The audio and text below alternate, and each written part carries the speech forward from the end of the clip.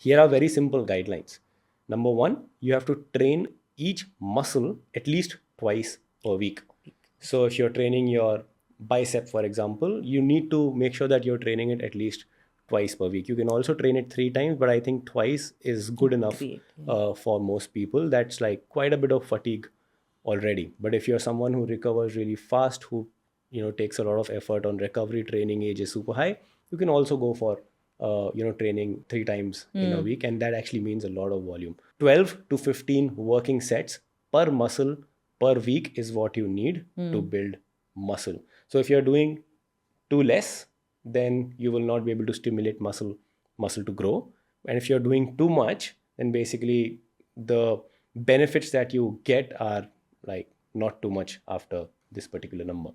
So 12 to 15 working sets per muscle per groups, and these are in both the sessions put Both together. sessions, So if yeah, I'm that's what I was again bicep on a Monday and bicep on a Thursday, both put together should be about 12 to 15 working Fair, sets. yeah. Stay within 2 to 3 reps in reserve on compound movements. Compound movements are basically movements that are working multiple muscles together, like a Yeah. squat or a deadlift. Bench, These are yeah. bigger movements. They put a lot of load on your CNS, your central nervous system. Correct. So, and if you go until full fatigue, you may end up compromising also on the form.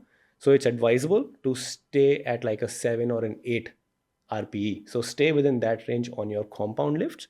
If you're doing an accessory movement like strength row or a bicep curl or a tricep extension, feel free to go until failure. Yeah. Now, as long as you understand these things, and if you're able to deploy it in your training, you will be able to build a decent amount of muscle over a period of time. Of course, you need a lot of consistency.